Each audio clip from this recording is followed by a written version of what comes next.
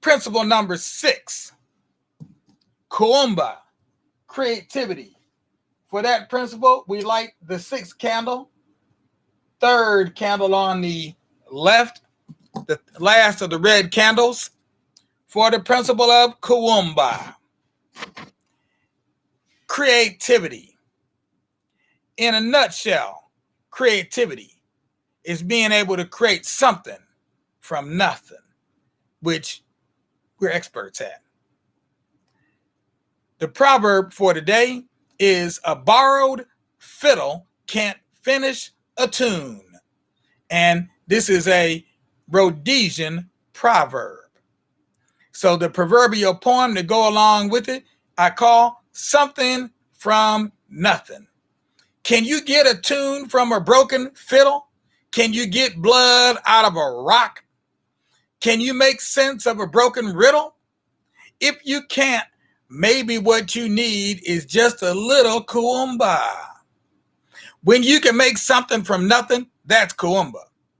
When you invent a windmill to save your village, that's Kuumba. When you can do more with a nickel than a monkey can do with a peanut, that's Kuumba. When you build a factory to make bamboo bicycles, that's Kuumba. When you can turn a frown upside down with little more than a wink and a nod, that's Kuumba. When you create a gas mask that saves thousands of lives, that's Kuumba. Kuumba is what we do when we make things better in our neighborhood. Anytime you do what they said could not be done, that's Kuumba. Kuumba to the left, Kuumba to the right, Kuumba uptown, Kuumba downtown, Kuumba all around. That's what we need today. Kuumba. Tutanana. Imani.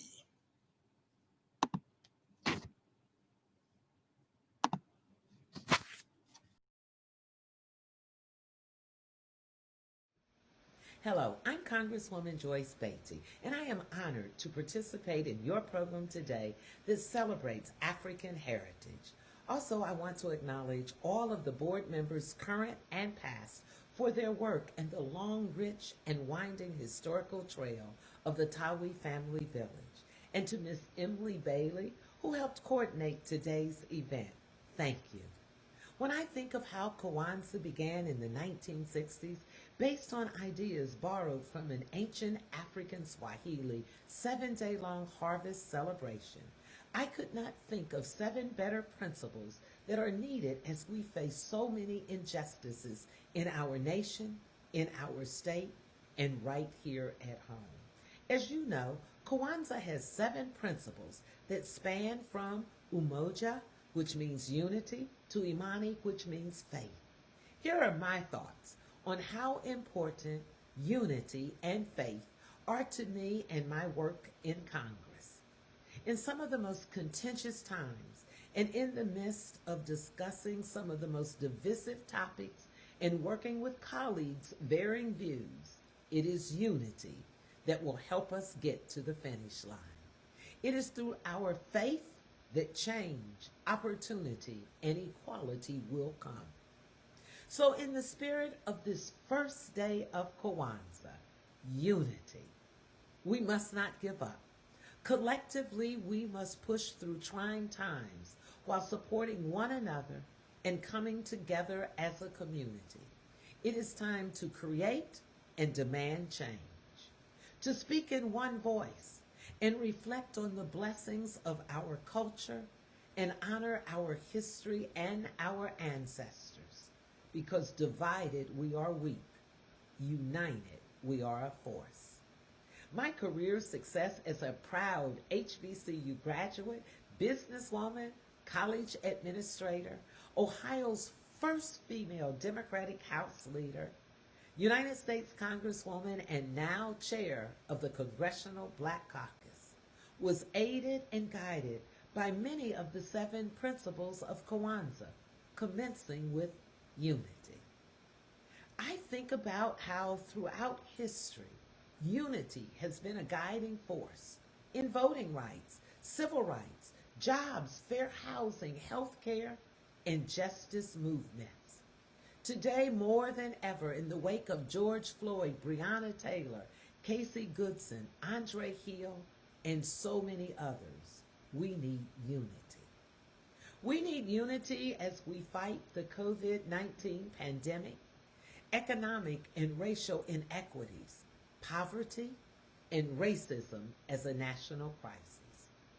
My call to action is for us to join together in unity as we celebrate Kwanzaa. So to all witnessing this day, children and adults, in the words of Umoja and Imani, we continue to unite in faith as we hold hands, hold signs, march in our streets, and yes, fight against social injustice. Unity. Happy Kwanzaa. I'm Congresswoman Joyce Beatty, and I approve this message.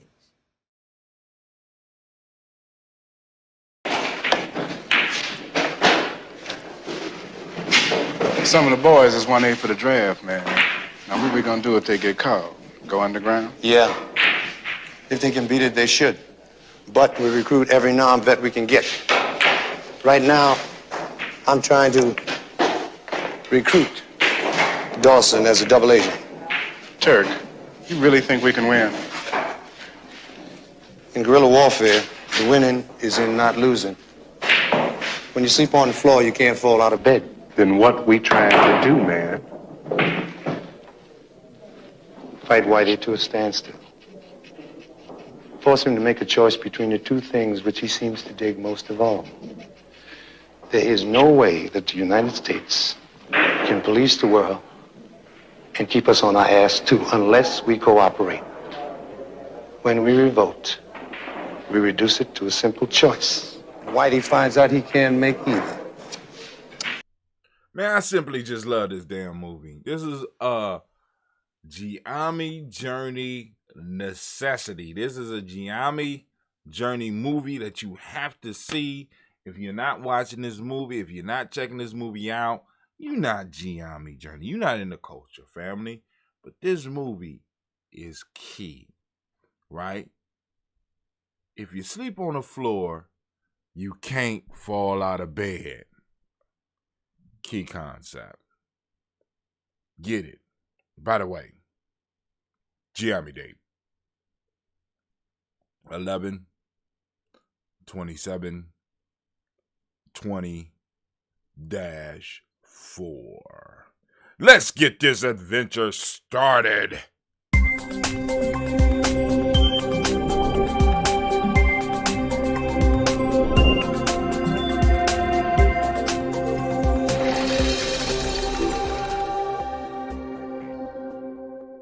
All right, family, we are now checking out a film. Of course, y'all know. I mean, I do it all the time. But it's The Spook Who Sat by the Door, created, I think it was released on September 21st, 1973. Created by a brother by the name of Sam Greenlee. Now, this is a pivotal story for those of us in Giammi Journey. Why? Because the ending is incredible. The story for me has always been incredible because it talked about the possibilities of what happened when a group of black folks get together and decide to determine their own destiny. Now, that's the power of it. But how can I use this in my framework, Brother Hatim? Because racism is not a big thing for me right now, and I'm just trying to advance in my career. So, this scene has two major components. First off, it talks about guerrilla warfare. They say in guerrilla warfare, the object is not to lose. Winning is in not losing. So now, as long as you are putting out your brand, you are putting up your advertisements, you are putting up your content, you are doing what you are supposed to be doing, family, you are winning, right? You might not have as many viewers as you want, but you are winning. You know what I'm saying? But you got to have the content out there. You have to be fighting. right? Guerrilla wars are fought by individuals who are committed to a cause, and they go out and they say, boom, I can't beat this individual straight up by going up and facing them one-on-one and, I'm attacking them. So I got to hit, and I got to hit and hide and aggravate them and get them to do stupid things. And in many cases, this is how we got to deal with the media landscape that we are in, right? The internet has been given to us, and we have to be able to throw out content that will spark the minds of those people who think like us, right? And in being able to do that, you know what I'm saying? And you still being able to do that after a certain period of time means that you're not losing. If you are able to put out your content, you're not losing, right? Now, but what we have to do is come up with a structure so that we could go and learn how to put it out so that it could hit as many people as possible. And the only way that you can learn that is through trial and error, experimenting. Because even when you take these expensive ass classes, because some of these classes are expensive, a lot of people start at $1,000 to help you out with what you're doing, right? They're gonna pull $1,000 up out of you, right? But the piece is, even when you take these classes, if you are not active, if you are not using the tools, if you are not identifying your specific niche, your niche, you will always end up losing and feel like you're not making progress. But if you are able still to stream, if you are able to get up and do your stuff on a regular basis, you are winning. Because in guerrilla warfare, and winning is not losing. And you're not losing. So you're still able to put up content for now. All right. So the next piece on here, which is the most important piece, because this is the piece I stress. He says that when you sleep on the floor, you can't fall out of bed. Now, I want y'all to think about this, right? Because this is that hard living that many of us that believe in what we're doing, but nobody else necessarily believe in what you're doing. You have to get out and you have to do. You have to get out and you have to go on and promote your brand, promote your tribe, and build it. Even though other people might be looking at you like you crazy, right? Even though you may be living hard, you're going to have to downsize like I had to do here at GiamiJourney.media. You have to downsize in order. You know what I'm saying? So that you could do it, because you can't. I mean, I don't got nowhere to fall. I'm sleeping on the floor. You know what I'm saying? And what's crazy about this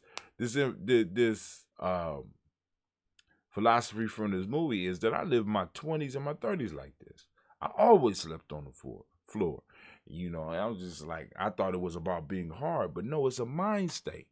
If I'm already at the bottom, there's nowhere I could fall. So fuck it. Let me put my shit out here. If I'm already at the bottom, why am I holding all my ideas? Many of you holding your ideas like somebody waiting around to steal them. And even if they steal your ideas, you can find a way to make a come up off of it if it was really your idea. Right? You're sitting on gold mines. I look around me all the time, and I try to remind some of the elders and some of the young people and some of the nation builders and people my age. I try to remind you are a wealth of knowledge. You are a gold mine. I'm looking at a gold mine, and you sitting up here just allowing the gold to stay up on the ground. You're not bringing it up. So what we have to be able to do in what we in our brands is to bring those individuals that we find at our gold mines. They might not even know that they're gold mines, and help them start discovering who they are. And that's what we are here for at GIB Journey, to help you discover the gold that's lying in you, to help you discover the oil that's lying in you, to help you to discover those hidden minerals and those hidden gems that can be turned into wealth. Right? Because you already on the floor. You're already sleeping on the floor. You can't fall out the bed. So when you already at the bottom, what the fuck you got to lose by trying to do something? Trying to expose the world to how you think. You know what I'm saying? What separates how you see the world from how Elijah Muhammad saw the world? What separates how you see the world from how Martin Luther King and those that was involved in the civil rights movement, or the Black Panthers. What separates it? You know what separates it? You being quiet, right? You sleeping on the floor, suffering in silence. You're sleeping on the floor with knowledge in silence. You're sleeping on the floor knowing something that could benefit the world in silence. That's what separates you. Elijah Muhammad had an idea that could change the world. Martin Luther King and the civil rights movement, those individuals involved in the civil rights movement had an idea that could change the world. Black Panthers had an idea that could change the world. Many other people out there had ideas that could change the world, but they didn't stay quiet about it. Why? Because they was at the bottom, and when they realized what at the bottom, they realized that they had absolutely nothing to lose. Family, I'm trying to stress the fact that most of us have absolutely nothing to lose. Most of the lives that a lot of us are living, and I know this is going to hit some people in the wrong way, most of the lives that we are living are built on illusions. I'm going to take a sip on that one. Are built on illusions. And we're trying to maintain that illusion by being quiet on the bottom. But you know what you can actually produce on the bottom? Absolutely nothing. But once you start speaking out, you'll be able to expose people to ideas that they might not even thought, or you might be able to confirm ideas that other people had already been thinking about but thought they was crazy because they was the only ones that had the idea. So stop hiding your light. You know what I'm saying? Get out here and do guerrilla marketing. There's a whole book on it called Guerrilla Marketing that you can get into, and you can figure out how to market yourself underground. You know what I'm saying? Hell, you can get with Giami Journey and we can help you with that, right? We got our free 7-day e-course. We advise different people who want to do social media campaigns and things like that, and we can help you grow your idea. We can help you grow your brand. We can help you grow your tribe. Or hell, we could welcome you into our tribe. Stop being satisfied with being stuck. It's not sexy. It's not sexy. Sleeping on the ground is not sexy. I know for some of y'all, it's like, oh, poverty and blah, blah, blah. It makes me hard, blah, blah, blah. That shit's not sexy. After you did it for a while, it's not sexy. You know what I'm saying? You know what I'm saying? Get sexy. Get a bed. Stop sleeping on the goddamn floor. Internet has provided all of us with a possibility of building a bed. What are you building? By being quiet. By just looking at other people's shit. And I know I can't be the only one with this, like, damn, I thought about that years ago, and somebody else is doing it on the internet and blowing up. That don't frustrate you? All right. So, yo, check it out. Hit us up on our Facebook page. Hit us up on our Instagram page. Hit us up on our Twitter page. Hit us up inboxes, right? Or you could just go to gnj.media and join the tribe, right? Come on out. And we can help you develop the idea and build up what it is that you're trying to do. I want to thank you. I am Brother Hatim, and I am a part of Giami Journey Tribe. Actually, it was called Giami Tribe. Then we added the Journey, blah, blah, blah. That's a long story. I'll get into that a little bit later. But it's Giami Journey. You know what I'm saying? Come and join us at Giami Journey. That allows us to help you push forward and build what it is that you have. You know what I'm saying? You got a business idea? Why are you sitting on it? If you got an ebook idea? Why are you sitting on it? If you got a e-course, why are you sitting on it? You know what I'm saying? The world needs to hear your voice, and we're here to help you expand it. But hey, if you satisfy sleeping on the floor, you know what I'm saying? Just don't come at us with no righteous shit. Because sleeping on the floor when you don't have to sleep on the floor is not righteousness. I'm just saying. It's something else. And that's something that you have to figure out. And I hope you do. This is Brother Hatim. Once again, we are gnj.media. You see it up on the screen right now. I am out. Watch the next video. Watch the next video. Watch the next video. No, I'm just joking, family. Family, thank you for joining us. Be sure to catch us on the next video, family. Peace. Watch the next video. Watch. Good evening, everybody. Thank you for attending the Kwanzaa event for 2021.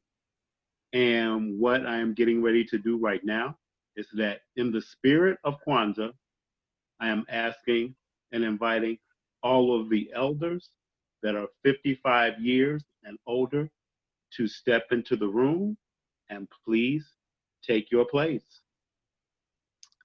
When we hear the drum call, everyone should quietly go to their seat and wait for the elders to be escorted to the front of the room to their place of honor. However, in this year, 2020, we know that COVID-19 has caused every organization to do things differently. So we're having a virtual celebration. An elder is anyone older than 54 years, and we honor them by asking them to come to the front of the room. But because we are virtual, we're asking our elders to make sure they are attending the Zoom celebration with us. We honor them because of their life experiences. We value that. And many of us have learned a great deal about the 7 principles of Kwanzaa even before we knew what they were called. Elders teach and guide us through life lessons for the rest of our lives. Elders, I ask for your permission to continue our program. As you have Amen. heard, Amen. Amen. I go. I go. As you have heard, in words that are spoken in Swahili, we use the words "ago," which means "may I have your attention," and we also use the words "ame," which means "may I have your permission to speak." The formal greeting is really a Swahili term as well, habari gani, which means what's the news. So if I say habari gani, then your comment would be Ujima habari gani, because Ujima is the 3rd principle and today is the 3rd day. Our theme? Our theme for Kwanzaa 2021 is as follows: creating a legacy for our heritage and our culture. As you know, our African beliefs and practices are in constant change in the world we live in today. However, we have to hold strong to the belief that culture is the fundamental source of a people's identity, their purpose, and their direction. In 1619, when the slaves came to America, the white man tried very hard to erase our culture. Today, we have to continue to honor it and keep it in the present so that our children will have a better future. Ashe? Ashe. My name is Sandra Mclean, and I am the board president of Project Ujima. I am also a retired educator from the Akron Public Schools. My other volunteer effort is with the Alpha Kappa Alpha sorority. I am a Silver Star and a life member of that organization. And my sisters know that I love them dearly. And now I would like to introduce you to my Mr. of Ceremonies, Mark Foster, and he'll tell you a little bit about himself. Hello, ladies and gentlemen, and happy Kwanzaa. My name is Mark Foster, and I am a member of Project Ujima, and it is an honor and a privilege to be working with Ms. Sandra Mclean on the program this evening. Thank you.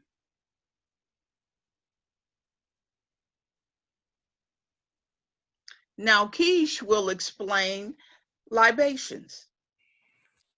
A libation is a ritual pouring of a liquid as an offering to a god or a spirit, or a memory of those who have passed on.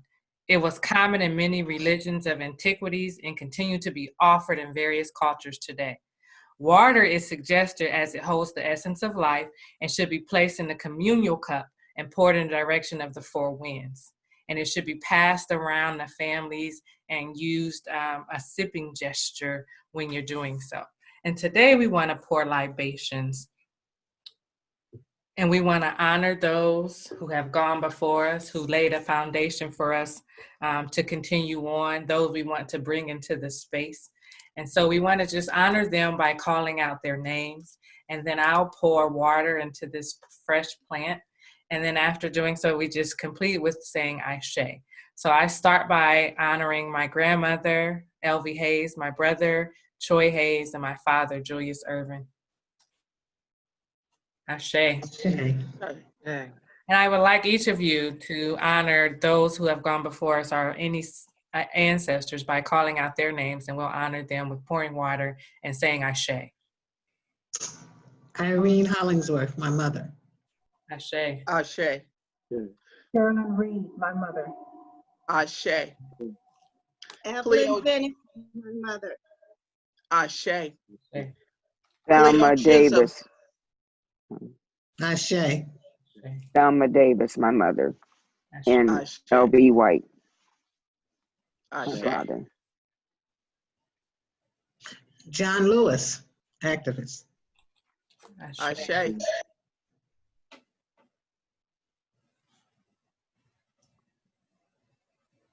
Fannie Lou Hamer. Ashe. Ashe.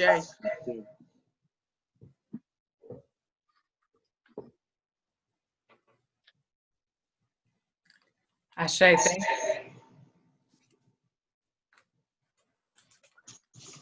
And now my sisters will come forth and bring you some food for thought. Thank you, Sister Sandra. And we will bring you food for thought. My name is Gwen Gamblin, and I also am a sister of Sandra Mclean. I Mm. Can't hear you.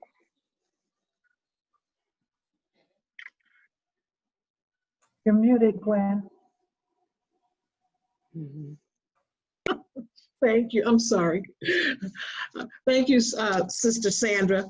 Along with some other members of our Alpha Kappa Alpha sorority, Zeta Theta Omega chapter here in Akron, we're going to bring you some proverbs today. And first of all, I want to say, we will not know ourselves if we do not know our history. And some of our history comes through the Kwanzaa celebration. We have learned about a lot of our history through that. Ashe? Ashe. Okay. Ujima, the principle of collective works and responsibility, which guides us from day to day. Okay, so also I want to tell you what proverbs are. Some proverbs are good proverbs and some are inspirational proverbs. They are usually short, well-known sentences containing a wise thought, but usually not traceable because they've come down through generations from our parents, our grandparents, even our great-great-grandparents. And sometimes they could not even tell us where it came from. They just heard it, repeated it, and told us.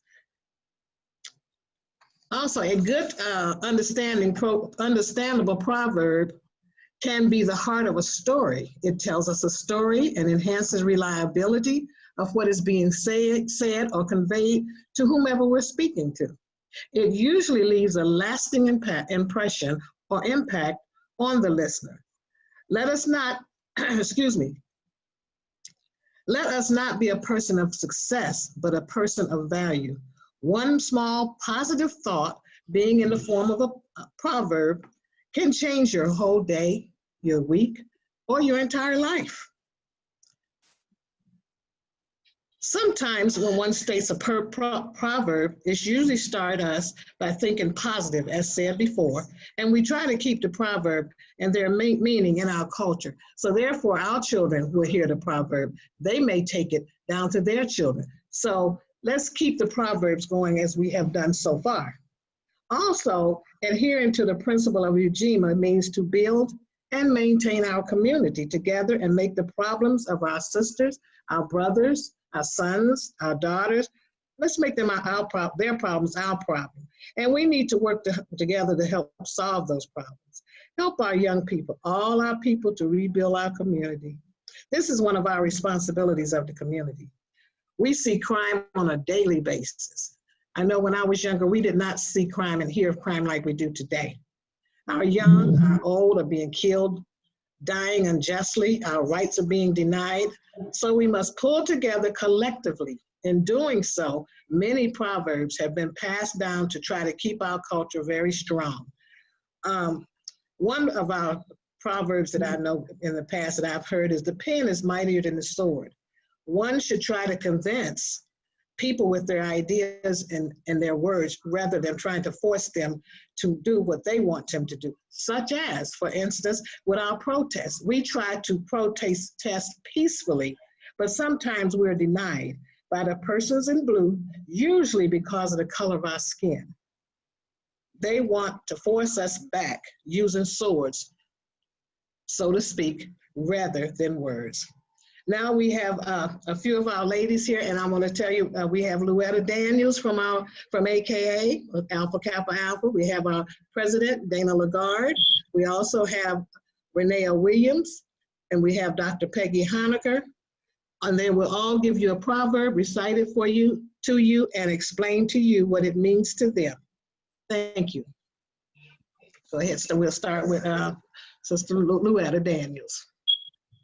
Thank you for having me back for a second year in doing the Proverbs. I really enjoyed it last year, and I'm enjoying it now. Thank you very much. I'm Louetta Daniels. I'm an AKA and a retired educator and a retired mental health worker from Akron Children's Hospital. My Proverbs is, ants are tiny, but they lift things that are many times their size and weight. Now, to me, this means just because you're short, and I happen to be a short person, so I thought that was very appropriate to get this one to read. I am under 5 feet, and just because I cannot reach things, I do not let it bother me. I get a ladder, or I'll get something that I can stand on that's going to be sturdy and reach up to get it, or ask someone to help. I do not let my height stop me from doing anything. Never have. Matter of fact, I don't even think that I am short until I'm standing next to somebody that I think is short and they're taller than me. And I'm like, wow, I guess I am kind of short there. And when it comes to weight, if I can't lift anything that is heavy, I'm going to ask for help. I got my sisters to help me with the AKA. I got family members that can help me. I am not too proud to ask for help, nor am I too selfish, not at all, to give help. If I see someone that needs help with something, I'm going to be the first to go up there and help them. Not ask them if they need it, I'm going to do it. And then I always know that God said he will never leave me nor forsake me. And I know that I can do all things through Christ who strengthens me. Thank you. Good evening, I'm Dana Lagarde, president of the Zeta Theta Omega chapter of Alpha Kappa Alpha. My proverb today is make a bed for the children of other people in the place where your children sleep.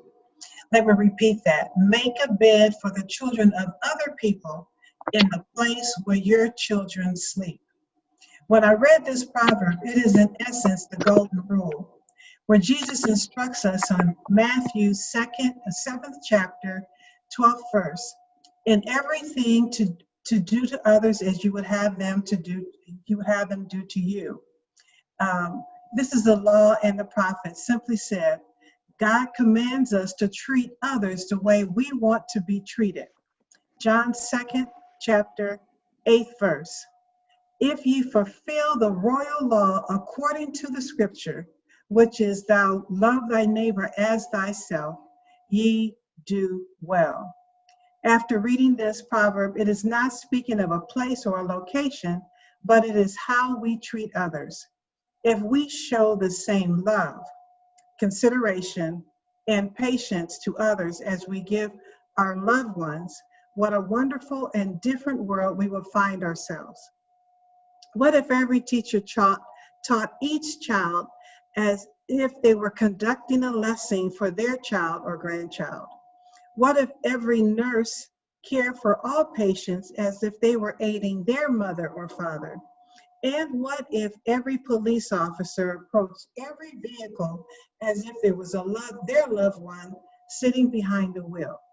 We may not be teachers, nurses, or police officers. However, we are all under the same law as everyday individuals. We must approach every interaction as if our loved ones stood across from us, using love, compassion, and patience. If we model this concept, what a different world we will have. We would find ourselves in successful, rewarding, and loving relationships, both individually and in our community. Thank you.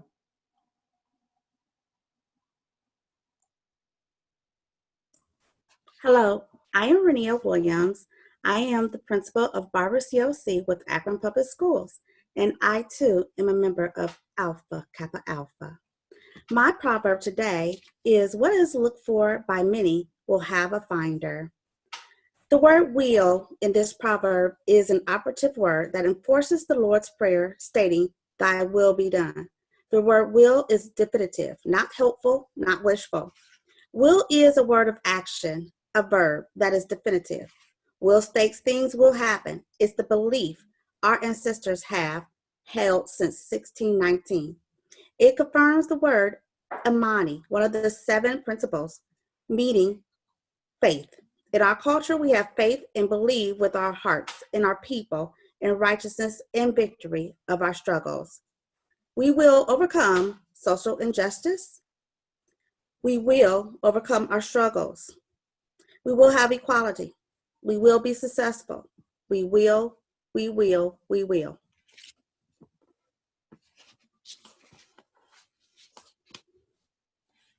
My second proverb is, if birds travel without coordination, they beat each other's wings. Birds travel in a V formation when they fly. Birds fly at wings length apart, but they don't hit each other or destroy the V formation.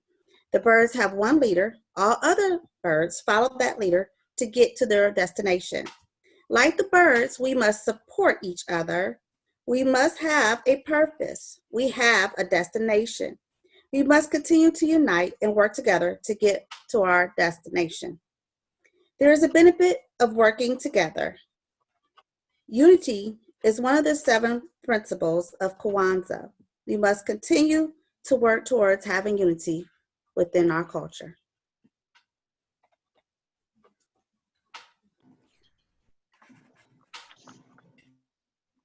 Peggy, are you there? Hello. Okay, we can My hear you. name is Peggy, Dr. Peggy Honaker. Thank you for asking me to, I'm honored to be a part of this program this evening. My proverb is, first of all, I am a retired teacher from the Akron Public Schools, having taught at Schumacher and also worked at the University of Akron as a associate professor. My proverb, When minds are saying that which is far off will come. My interpretation of this proverb means when we're on one accord and together and all together, we work collectively and responsibly, we can get the job done sooner and it won't seem so far off. In Proverbs 16:32, it states, undisturbed mind and heart are the life and health of the body, but envy, jealousy, and wrath are like the rottenness of the bones. And this is also in James 1:19. God wants us to love one another, and that is one of our first prerequisites for learning how to be alive today. We are to each one reach one and help one another as we lift, as we climb. And the principle, the third principle of Kwanzaa, Ujima, does translate into collective work and responsibility. And we cannot work alone. No man is an island. We have to work together, and that's what we do alongside of, I do that alongside of my sisters in the sorority, Alpha Kappa Alpha Sorority Incorporated.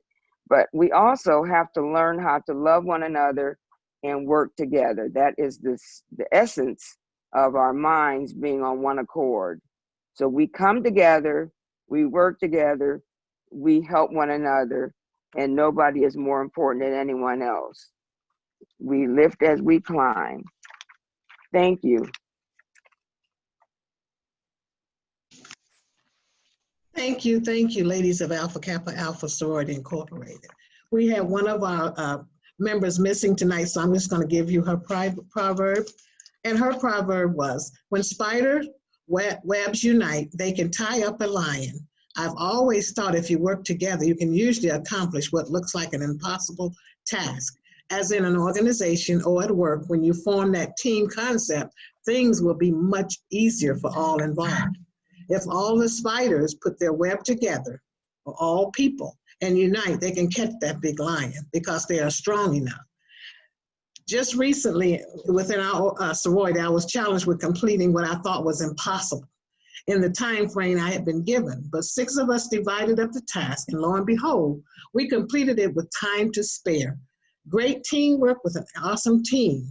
We spun that web. So this is the end of our Proverbs, and as you see, all the Proverbs express love, togetherness, and helping, and teamwork. And without teamwork, without togetherness, helpfulness, and love, things are difficult to do. So we want to continue with that. And as we continue also, one of our missions are, as we go forward today and tomorrow, is service to all mankind. So with this, I would like to say thank you again to all the sisters of Alpha Kappa Alpha, and I'm going to turn this back over to my other sister, Miss Sandra Mclean. I go. Ashe. I may. I'm sorry. Hey, I was going to add a note. I'm between 2 calls right now. A tech call for the Kwanzaa statewide thing and your call. Only thing I would ask you, young.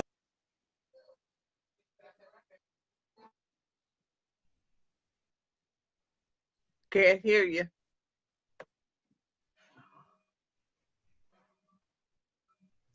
I can't hear him. We can go ahead, Miss Sandy, with the. Okay. Thank you, my sisters of Alpha Kappa Alpha Sorority. And now we will have the singing of the National Black Anthem. And those of you that are on Zoom, hum along if you would like.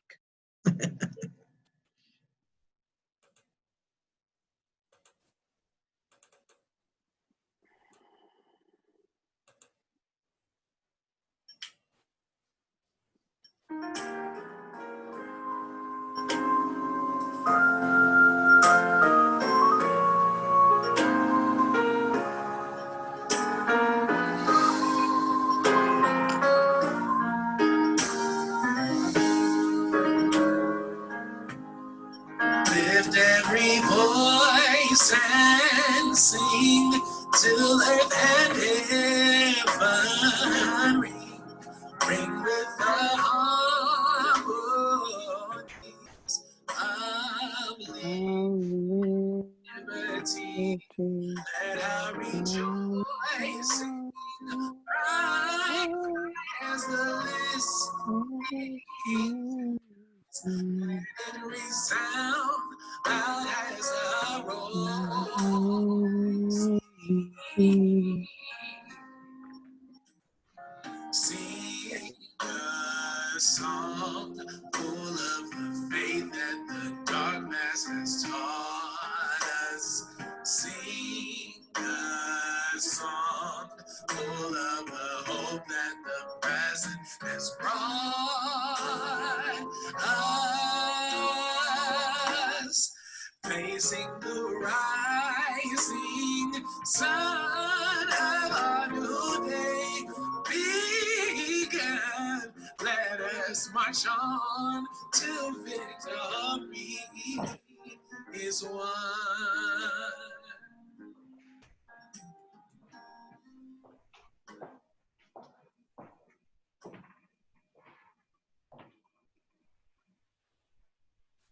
Just say something. She's gonna love it. That was beautiful. Thank you very much for that rendition of the Black National Anthem. My name is Saba, and I'm here to further explain more about Kwanzaa. And first, I'd like to just talk about and say that Kwanzaa is an African-American and Pan-African holiday which celebrates family, community, and culture. Celebrated from December the 26th through January the 1st, the origins of the first harvest celebrations of Africa it takes its name from a longer name called Matunde ya Kwanzaa, which means first fruits in Swahili. And Swahili is a Pan-African language that is spoken by more people across Africa than any other language. Kwanzaa was established in 1966 in the midst of the Black freedom movement, and thus reflects its concerns for cultural groundedness and thought and practice. It was created by Dr. Malana Ron Karinga. He was a professor of Africana Studies at California State University.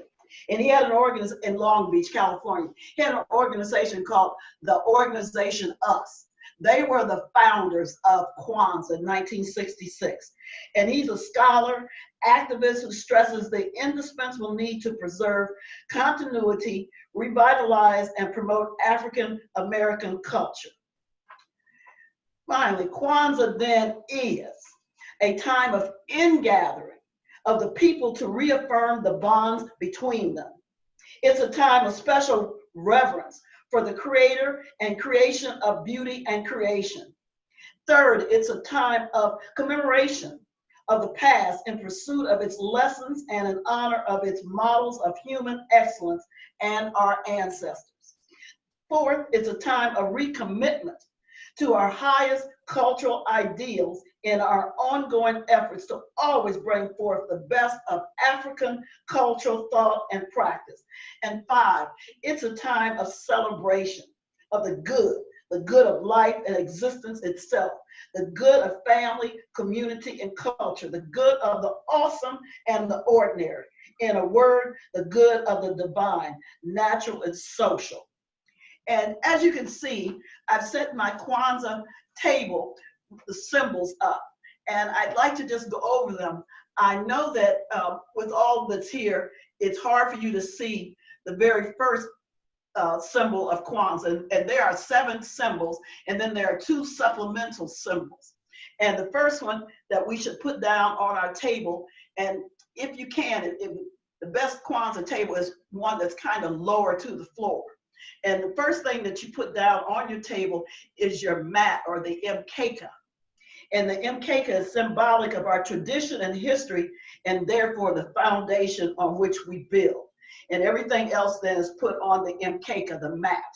The next thing you want to put on your mkeka is the kanara, or the candle holder. And the candle holder is symbolic of our roots, our parent people, continental Africa. And so this is what is known as the Kanara. And it has 7 places for the Mashuma Saba. And the Mashuma Saba are the 7 candles. And again, I have young ladies here who are going to, Gabby and Jasmine, who are going to come forward in a moment and explain what each of the 7 principles stand for, the matrix. And these are a set of minimum standards that we hope that everyone will live by during Kwanzaa and throughout the life, throughout the rest of the year, not just celebrate December the 26th through January the 1st.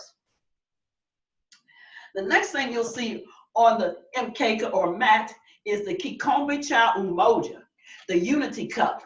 And during COVID time, you know, we're not getting ready to drink after each other. So it's symbolic. It's symbolic of the foundational principle and practice of unity, which makes all else possible. So again, I urge you, everybody in the family, get a nice cup, pour a little water, apple juice, grape juice, what have you, and then we just toast to each other at the same time with the Kikombe Cha Umoja. Next thing you'll see, the Mazeo, and you'll see that this is our, our crops over on this side, the crops. And these are symbolic of African harvest celebrations and the rewards of productive and collective labor. Many of us, we know, we started a garden over at the Zalika Gathering Home, and that was fun, but it was a lot of work too. So most of us are not that great at gardening, but our fruits of our labor come in many different formats. In Africa, yes, we were harvesting people, and we celebrate when that food comes forward. So that means we're gonna eat for the year. But again, we can call our jobs, you know, fruits of our labor, and the money that we've been able to maybe set aside and can help someone else. That's the fruits of our labor. So again, that's symbolic. And then next on the Mkeka is our muhindi. And these are ears of corn. And the muhindis are symbolic of our children and our future. So again, I raised 4 young people, children, so I put 4 ears of corn or muhindi on my mkeka mat. And then finally, you'll notice over on the right-hand side, or hopefully it's right-hand side or left, are the zawadi, or gifts. And again, what in African culture, in doing Kwanzaa, we want the gifts to be labors of love of the parents and the commitments made and kept by the children. So again, children, you always say you better be good. We want you to be good for goodness sake, for Kwanzaa, that you make a commitment to do certain things, whether that's get good grades, come in during curfew and all those kind of things, and practice what we should be practicing during COVID, then those are the commitments you make to your family. And for that, you get rewarded with, hopefully during Kwanzaa, books for your educational learning, maybe some handmade soap. This one I saved from last year because I thought it was just beautiful. It was the red, black, and green soap, handmade items. This I got from Lakeisha, and this was a cookie. It says Black Girl Magic. So again, it's real artistic. And I always put my little African symbol, a dial on the table. And then I think Brother Mark is going to read from this book. He's mentioned it already, but this is my copy of Hair Love. So this treat is coming soon. And so without any further ado, I'd like to ask my assistants to come forward and let's light the candles. Every night you're going to light 1 candle of Kwanzaa. And the first night, of course, we're going to light the black candle for unity, and that's the one in the middle.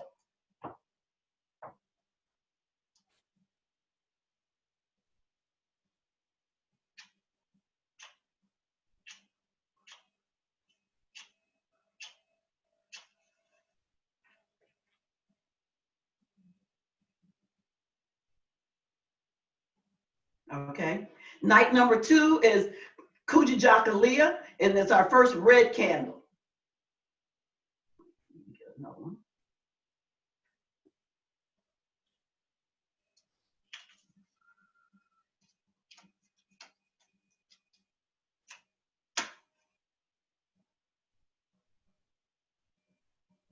Get that Kuji Jakalia candle lit.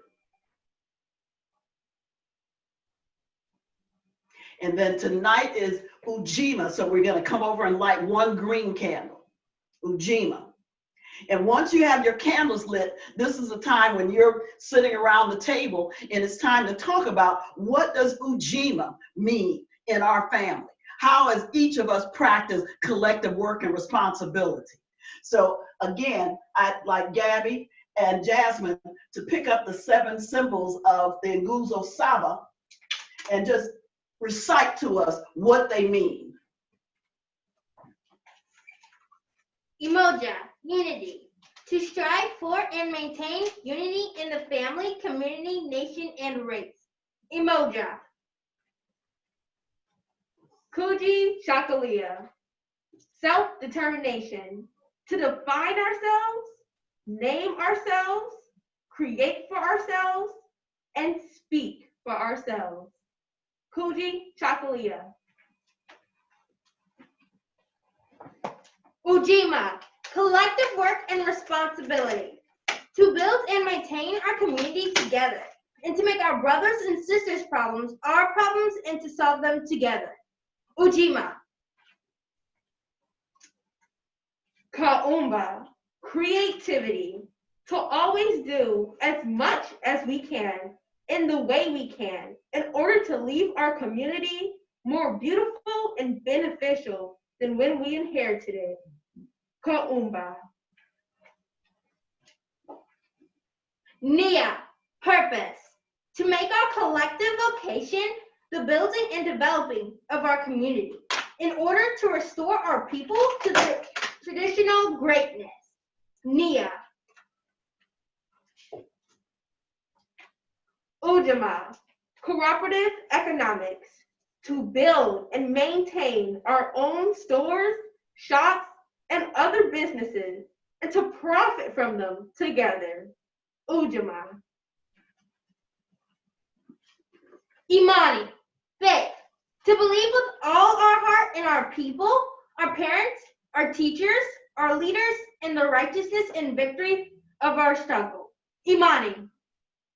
Thank you, Gabby and Jasmine. Gabby and Jasmine are the daughters of our vice president of our board of directors, Chris Faulkner.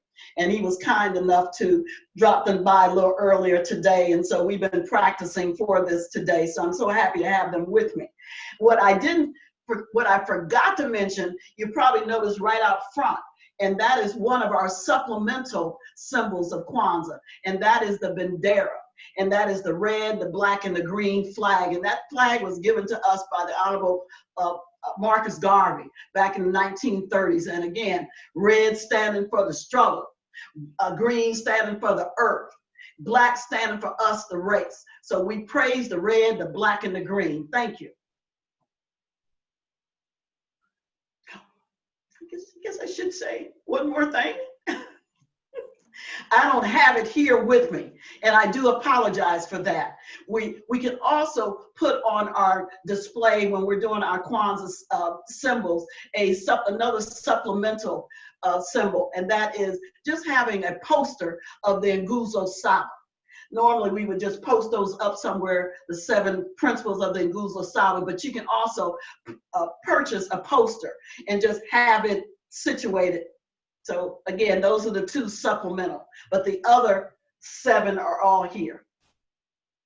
Thank you. Thanks, Taba. And thanks, ladies. As the girls share with you the 7 principles of Kwanzaa, let us remind you that the 3rd principle of Kwanzaa is Ujima. And now Keish will introduce how Project Ujima has chosen to celebrate collective work and responsibility. Thank you, Ms. Sandy. Thank you, everyone, for joining us tonight. Thank you for our partnership with Alpha Kappa Alpha Sorority Incorporated. We definitely appreciate you for jumping in with us and doing this for the community. And so Project Ujima, we chose to honor this day, collective work and responsibility, because, well, one way we chose to honor is just to honor someone in the community who exhibits collective work and responsibility. That's part of our name. We've been in the organization in this community for over 11 years, and we're a grassroots community engagement organization that teach and facilitate a discussion process. And we know that relationship building and working together is the cornerstone of how we grow, how we get things done. And so there are people that we work with in the community that we like to honor.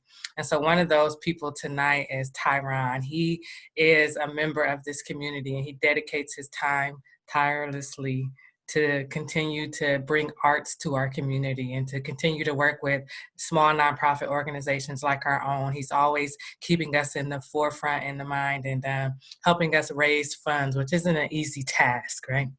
And so tonight we wanted to bring Brother Tyron to you this evening and honor him with this plaque that's named after our co-founder, Crystal L. Jones. And this is the Crystal L. Jones Collective Work and Responsibility Award presented to Tyron Houston 2020. And so we thank you for your work in the community. We honor you for your work and partnership that you do with Project Ujima. And at this time, we would like for you to share a few words, if you will, about a little bit about you, and then some of the work that you do. Hey, absolutely. This is a big surprise. I didn't know this was happening until tonight. So again, as you heard, my name is Tyron. I'm a playwright, I'm a writer, an actor. I just like to do, creative things and keep my hand in anything that involves storytelling. I heard a quote earlier tonight that said, the pen is mightier than the sword. If we can write those stories and write who we really are and what we really stand for and what we represent, that will speak much louder to the world, and that'll be much more valuable if we can pass that on. So that's always kind of been my feeling. And I don't want to make myself sound too grand or anything. I also just like to write stuff that's fun and adventurous. I'm not, somebody who's all big and successful. I still live here in Akron. I still have tons and tons of stuff I'm trying to make happen. But I've been able to do some small plays and some small things in the community. And it's just nice that Ujima has recognized me. I was not, was not expecting that, or wasn't asking for it, or wasn't hoping for it. But I really mean that it is very, very humbling. And I don't say that just to be political, because that would be the appropriate thing to say, right? No, I really mean it. It is really humbling that just me doing what I felt was the right thing, what I felt kept me principled, which was by, trying to give and be a part of Ujima, that to them, that meant something. Because to me, they mean something. So to see that there's a mutual respect there, that means a lot to me. So once we get off here, I'm gonna update my resume. I'm gonna take my little University of Akron degree off of there. I'm gonna put that Ujima says I'm okay, because I think that speaks a little bit louder, to be recognized by the people whom you live with. So that's a good thing going forward. The people, you may talk a good game, but the people who hear you talk, what do they have to say about you? What do your neighbors have to say about you, the people you work with? So that's why this means so much to me. And again, I say thank you very much. Thank you. Thank you. We turn it back to you, Miss Sandy and Mark. Thank you, Keish, and congratulations, Tyron. And now we'll have some cultural expressions. First will be Vivian Taylor with a poetic expression, followed by Mark Foster with a book reading called Hair Love. Good evening, everyone. It's such an honor to be here at one of my favorite orgs that I love volunteering at. That has helped shape me as a social worker and as a fellow Black woman. So the theme tonight is collective work, and that is exactly what my poem, Collective Work and Responsibility, is about. It's my responsibility to show up for members of my community, which is Black, Black, Blackity Black. So through trials and tribulations, just know I got your back. So if sis needs money to make rent for her seats, I'm cutting the check, no questions asked. If bro needs a job, I'm lending my network to get him to work. If your cousin needs a recommendation, I'm putting my pen to paper without hesitation. Because I want my fellow sis to level up like Sierra. Want to see my brothers move on up like the Jefferson in that penthouse apartment. To the young kinfolk, I pour out my words of wisdom without shame or judgment. Just planting seeds that will one day bloom into the next Obama, Ida, or Whitney Young. Paying it forward in the spirit of my elders, the deacons and deaconess and ancestors, who all molded me to be my best and their wildest dreams, a Black joy. So let's pour out libations and grab a glass to toast to this Kwanzaa celebration. Thanks. Ashe. And now we're here from Mark. Yes, hello everybody who's participating in the program.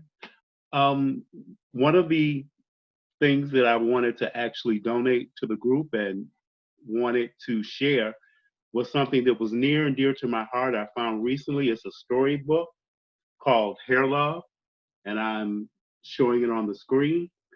This is actually also a short Black animated film.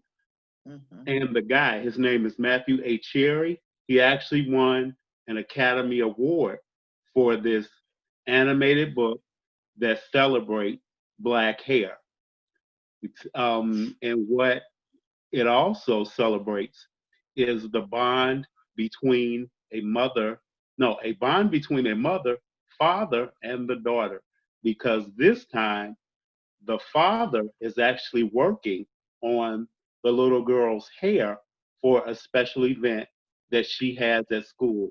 So I'm going to read you a small excerpt of the book and want to encourage anybody who wants to give it to their daughter or even give it to their son to allow them to embrace their natural hair. So here's a bit of the excerpt from the book, Hair Love. Zuri's hair lets her be her. Its coils and kinks to perfectly match a princess or a superhero. And I will end by saying, sometimes love looks like braids, puffs, and twists. Thank you so very much. And I turn it back over to Miss McLean. Thanks, Mark. You're welcome. This has been a fun-filled, educational evening. And as we come to a close, there are some thank yous that we would like to say. So, Mark, you want to thank our partners and those that are participating? Yes, I will. I would definitely like to send out a special thank you to Project Ujima. I would also like to thank the women of Alpha Kappa Alpha, and I would also like to thank the Akron Kwanzaa Committee. Thank you guys so very much for your help, your time, and your effort. It is definitely appreciated, and it was an honor and a privilege to get a chance to work with you. And now, before we do our Asifa praise, we have just a few announcements. Number one, today is the third night of Kwanzaa, Ujima. Tomorrow will be night number 4, Cooperative Economics, which is Ujima. And it will be shown as well on the official Akron Kwanzaa Facebook page. Or you can also find it on G&J Media website from 6 to 8. Now, don't forget those, everybody. The other thing I'd like to encourage, if by some chance you are looking for a place to volunteer your time, please think about Project Ujima. We would love to have your ideas, your expertise, because as you can see, we're all about the community. We hope you had a wonderful evening and enjoyed what we have prepared for you. Mark, we're ready for Sifa. Okay.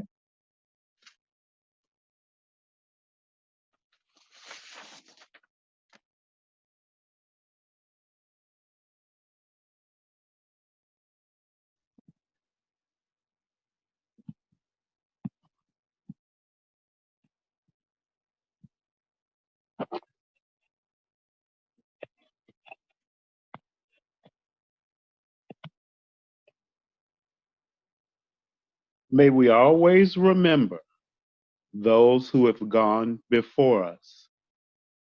May we be inspired by their vision and their valor. May their lives continuously remind us that service is more important than success, that people are more important than possessions, that principle is more important than power. May whatever we do be shaped and molded by honesty, competence, and commitment. May our children and our children's children carry forth with pride the nobility of our history and traditions. To the Creator of all of us, we dedicate our lives to make the world better and more beautiful. Ashe. Ashe. Ashe. And now, as we close out, everybody, Harambe, which means let's pull together. Let us say it together 7 times. Harambe. Harambe. Harambe. Harambe. Harambe. Harambe. Harambe.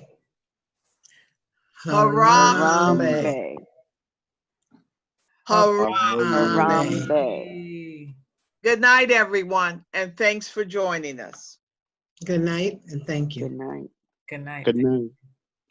Good night. Good night.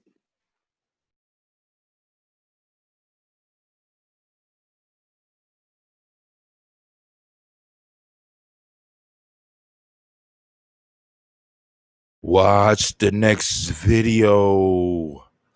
Watch the next video.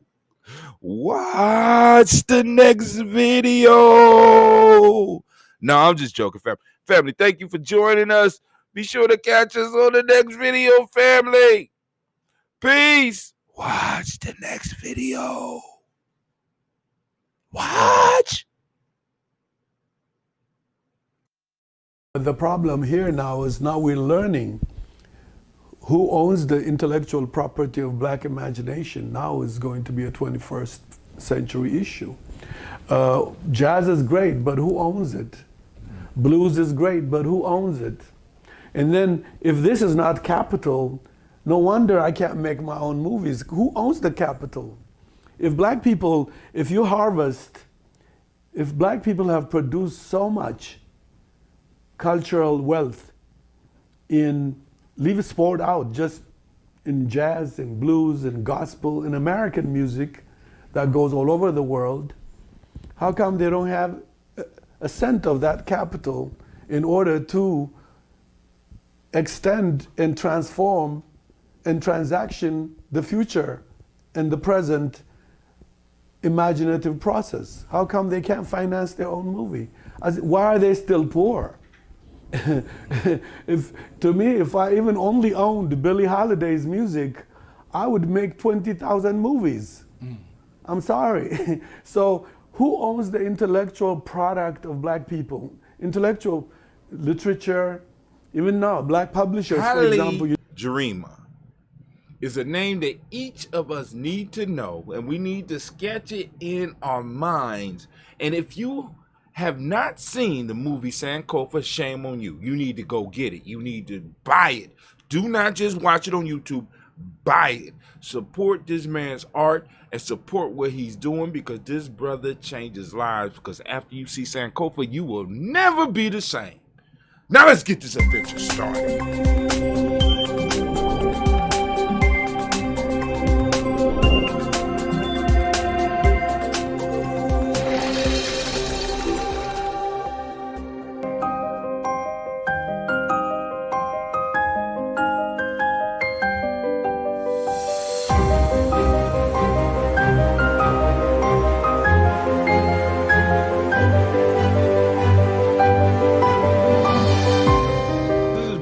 Tim at gnj.media. Oh my God, oh my God, oh my God. Right now, we got Holly Jarima breaking down the battlefield of the 21st century, and that is the battlefield of intellectual property. Not just intellectual property worldwide, but Black intellectual property. Who will own it in the 21st century?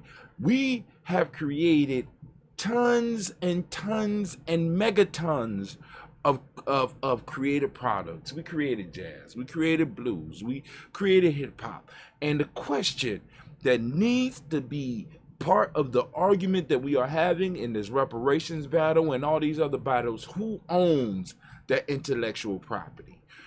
We got white companies that have been building up for the last 100 years their war chests, because in a sense they kind of are preparing for what's coming in the future, because we're coming for our shit, right? It's a lot of intellectual property out here. And speaking of intellectual property, who owns yours, right? Are you creating? If you are creating, then who owns yours? Have you created a brand? Have you created a tribe that can surround and not only eat off of what you're creating, but be there to protect it? Because people are coming from it, family. Because I keep telling y'all, content is king. Family, listen, a lot of y'all are sitting on these brilliant projects, these brilliant ideas, and you're just sitting on them. Like you, I mean, it's like you the goose with the golden egg, and you just too scared to stand up and share the golden egg with the world. Get up off your ass. Let everybody see the golden eggs that you laying. You know what I'm saying? A lot of people may be able to benefit from what you have, what you're trying to hide. You know what I'm saying? And we have to stand up not only for our own creativity, but we got to stand up for the creativity of our ancestors, because our ancestors left us a gold mine, but many of us don't realize it's a gold mine because we have been excluded from that part of the business. Family, let me tell you, right now the music industry is making billions off of the creativity of your ancestors. Right now the movie industry is making billions off the creativity of your ancestors. Right now every industry out there in some form or fashion is benefiting off of us, and we're not benefiting from the fact that they are able to benefit. They have established their borders, and they have to establish what they own. So they own the jazz recordings, they own the blues recordings, they own the movies. Family, one, we got to wage war to get back what's ours, and then on top of that, we got to establish our borders and start protecting what we are and will be currently creating. Many of you right now are nurturing babies that will grow up to be sensations, that will grow up and be the next Michael Jacksons, the next Spike Lees, the next whoever. He asked the question, if we have all of this creative capital, why is it that we can't finance our own movies? He said if he owned Billie Holiday's catalog alone, he will make 20,000 movies. Why? Because he will own the rights to all of the stuff that she has, and that money, when other people want to use Billie Holiday stuff, will have to come to him. But it's not coming to our community. It's financing other people's children's dreams, not ours. Family, we need to start talking about ownership. Ownership. And the first thing that you can establish is the ownership of your own stuff, and the money that we start compiling from what we start owning as groups, as families, as tribes. We could go on and throw some of that into a pot, and have a pot so that we could go out and start fighting for the other intellectual property that truly belongs to us and should be financing us. Yo, this is Brother High Tim, and if you have a creative idea that you are sitting on, that you want to bring to the public, right, and you need help with that, you need to check with us at Giami Journey. Inboxes on our Facebook page, inboxes on our YouTube page. Hit us up at gnj.media. You know what I'm saying? Let us know what help you need. We can help you with a social media campaign. We can help you develop your podcast. We can help you develop your streaming platform. We can help you create commercials. We can help you with your ebooks and your e-courses. That's what we do. So go and plug in and join the tribe.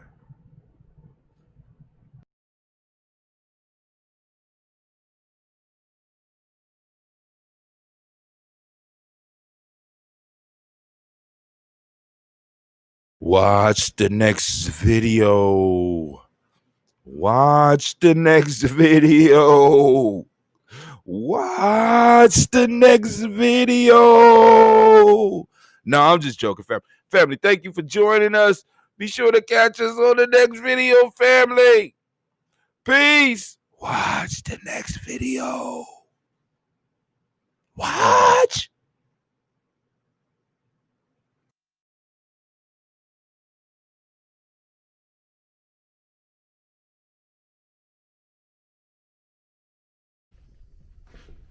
Habagani. Elder West, I'm due to appearance, but I'm dealing with the COVID thing, which I'm looking at it from a point of view of learning. We're standing here at the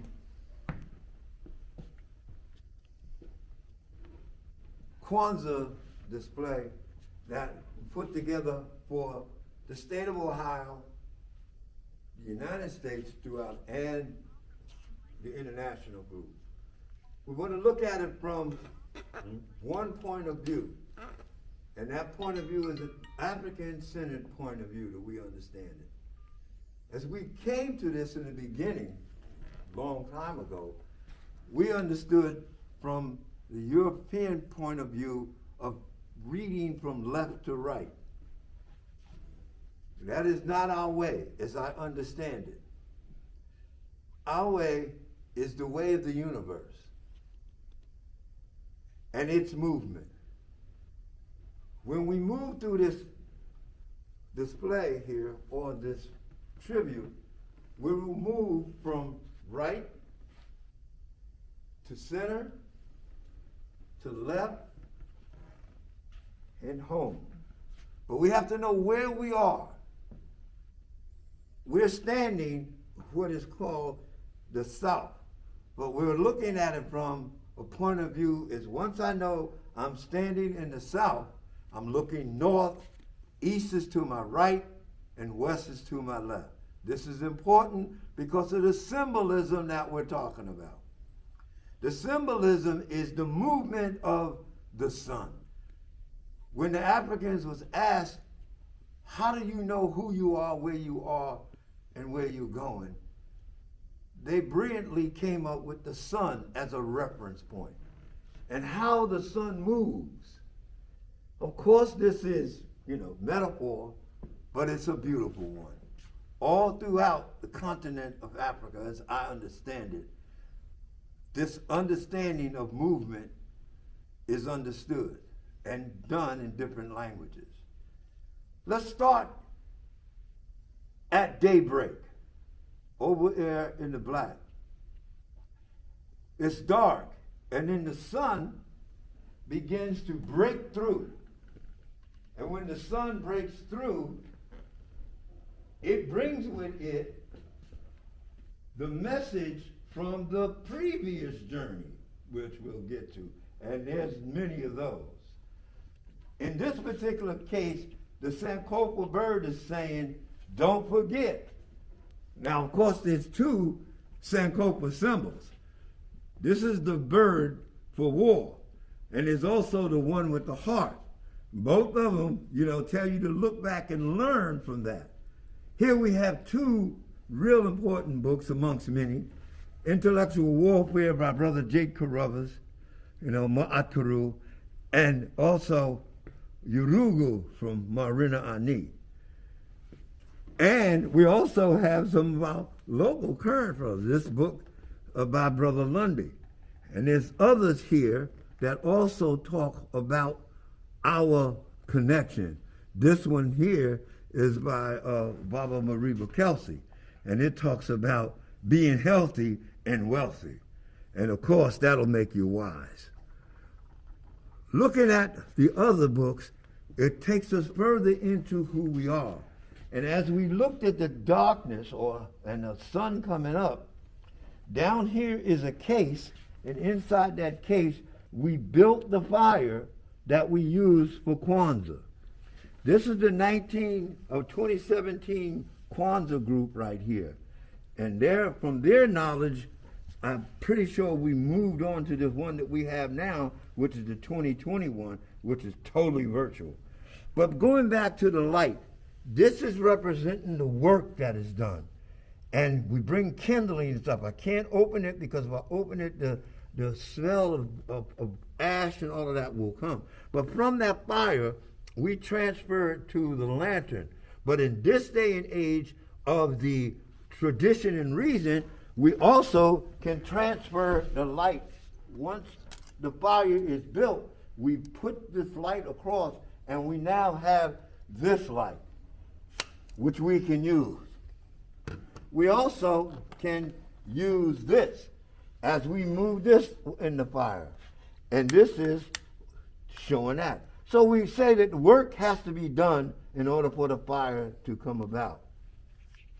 When we move now to our right, going this way, okay, to our left, we see the black drum.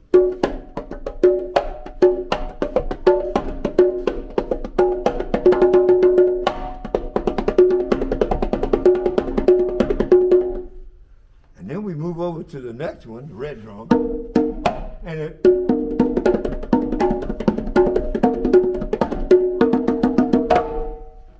and then we move over to the next one, which is white. They all have different voices. And of course, we have to move into the area of reason. Well, a lot of the schools and places we go have these drums, which is a combination of, let's say, synthetic pieces. But these drums, we have to work with the kids with. And when we work with the kids, we let them know that this is the drum. We move here because this particular drum was made for us. We ordered it by Brother Jabbar and Brother Baba Shango on Nelson Road and some other artists.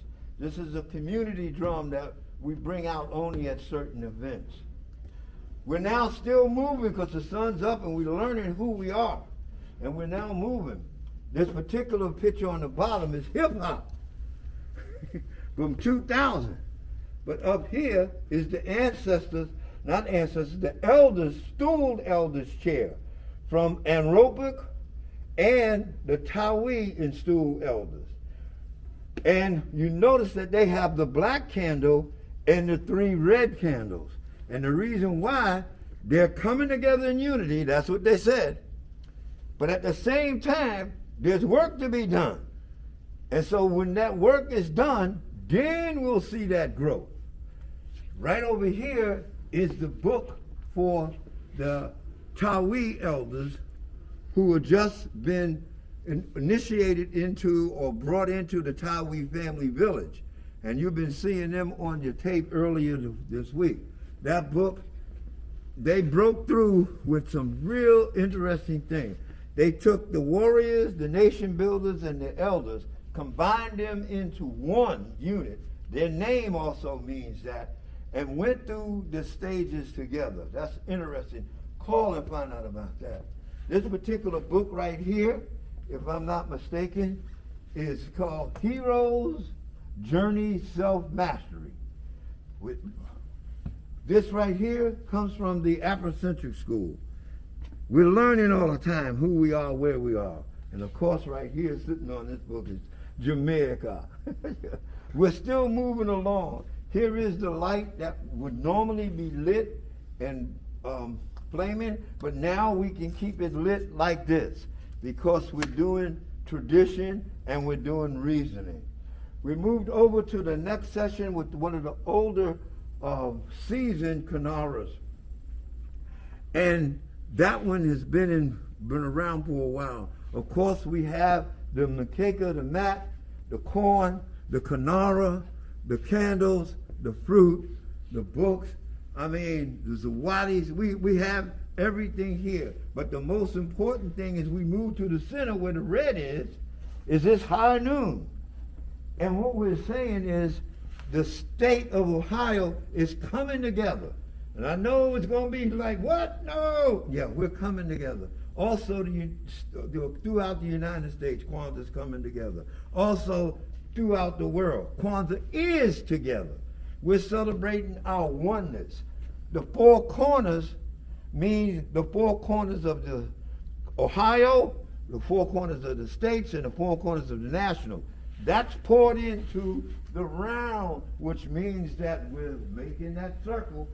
And once the round four corners are poured in, then it's poured into the smaller unity cup, and then that is poured into the dirt. Now, normally you see a plant. That was from before.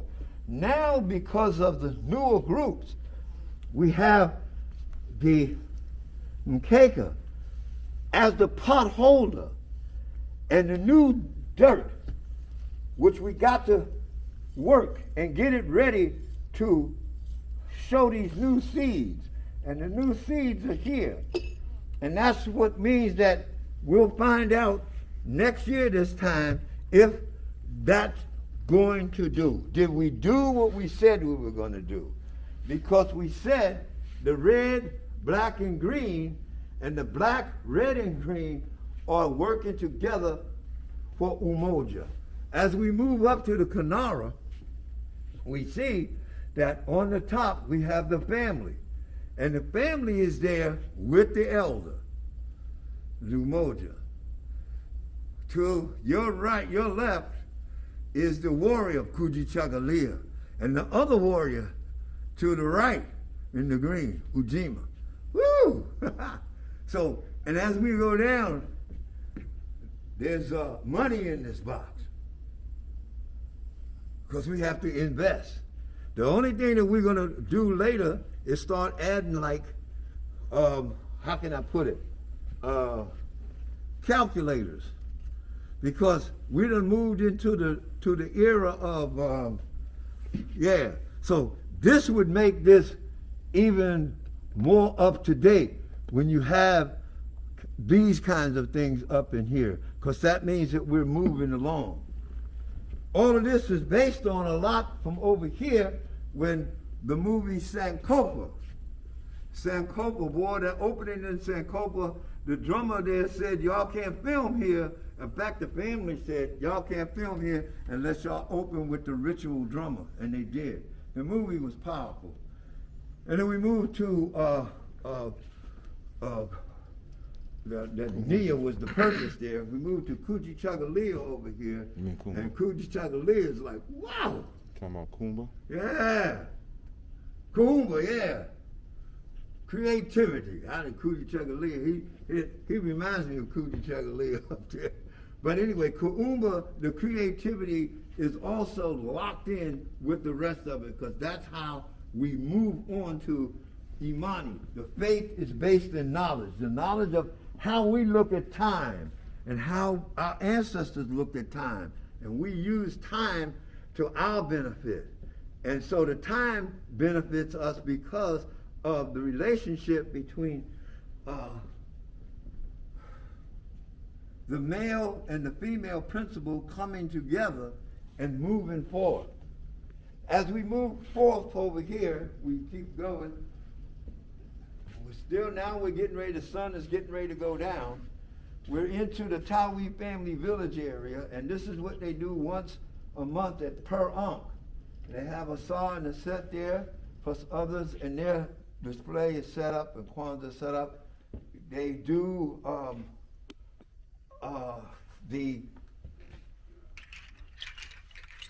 on a second. They give what they call sabers, which give a message. And the sabers give a message. One of the things that they take a look at the Tawi family village is just set up as a magnet. And if you notice what the magnet does, if you have the magnet down and you put the magnet, it'll attract right to it. It'll attract it. But if the magnet, or if your personality is such that it's not going to do that, it'll repel it. Now we want it to, it's repelling it. It's staying away. Said something to attract it. So we're taking a look at that's our thing, is to attract each other, learning how to be a part of each other and attract each other. We move over to the African folklore, which is the stories of Brother Hatim and others tell us about the folklore story.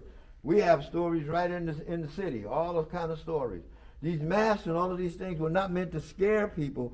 They were meant to protect and do things from that nature. That's why the movement, as they were moving and moving along, the certain movements with the mask meant that they were keeping away certain things from the children and from the village. And here we move towards the elder's chair and sometimes the ancestor's chair. And of course, you know elders sometimes because they have to move with like this here. And you see the elders moving like that, but then all of a sudden something happens and you see the elders go down the bucket, hitting. So don't be fooled by your elders now. They be like acting up sometimes. These drums, of course, are family. The way some of our people say that the deeper the voice is the language of the family. And so this one has a deep voice, this one a middle voice, and this is a high voice. And so they call them like Doom, Kinkini, and Saba, like that. So when we teach it, when I teach it from the point of view that this is the mother. And the mother, she keeps the bottom.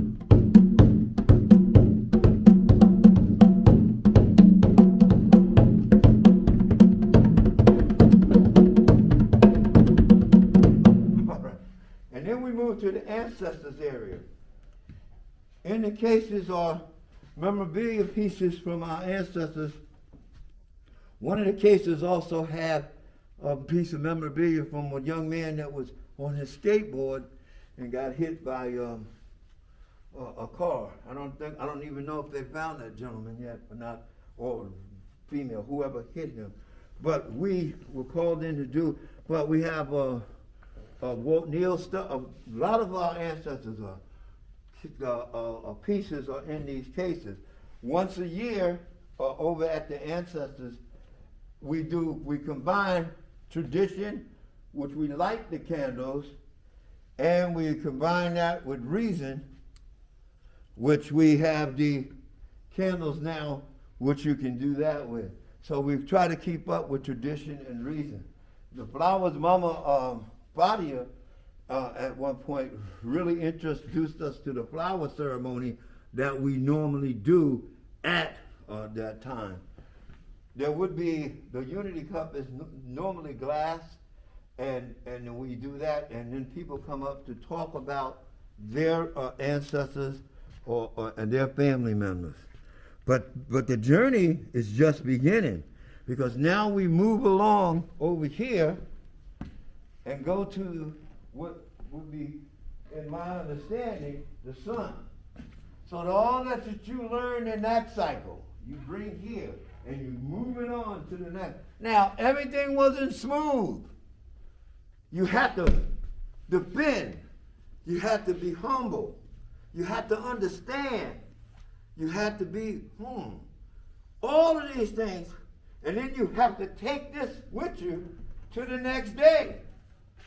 And if you're hurt all the time and think that you're, how can I put this, property of somebody else, Brother Ised says, you're property of Africa, property of Africa.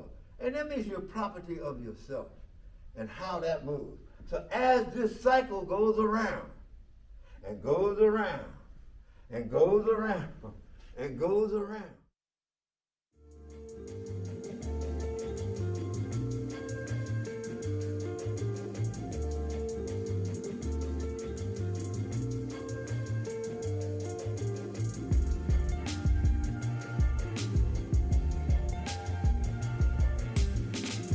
you get to a spot of the 4 spots, are you talking to the ancestors about what they did with a problem or what they did with a good feeling. Sometimes we get in trouble with good feelings. Are you reading the appropriate information? Are you looking at the pictures from the past and the present? This particular picture I didn't tell you about. This is here from the second annual drum thing with Mo Cham and Catherine Dunham in St. Louis. I was at that, and you can see I got everybody's drums there. Anybody that you know that's African drumming from back in the 80s, that's when the thing was just getting started. In fact, the drummers from Africa had djembes like that over there. We had congas. We had congas strapped on ourselves, but we wanted to know. We wanted the knowledge. We wanted to learn the language. Drumming is a language. Each of the cultures have a certain language. For instance, oh, I'm getting excited here. The Congo. You sit down there. So you got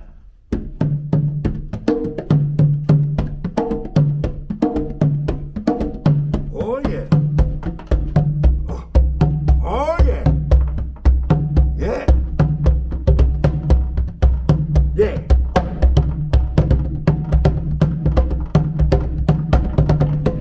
Then that other one go.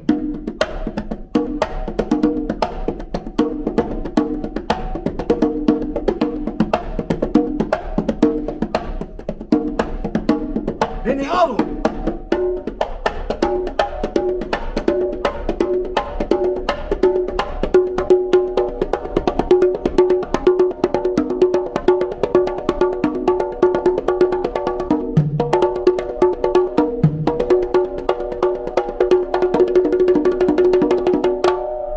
And you get to just having fun. So learning who you are and who we are is really important. And this basically is me taking a look at the system of the circle. One important thing is I'm standing now in which is called the spiritual world.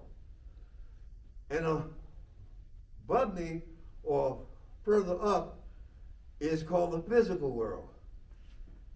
When you go to sleep at night, you enter into what they call the dream state.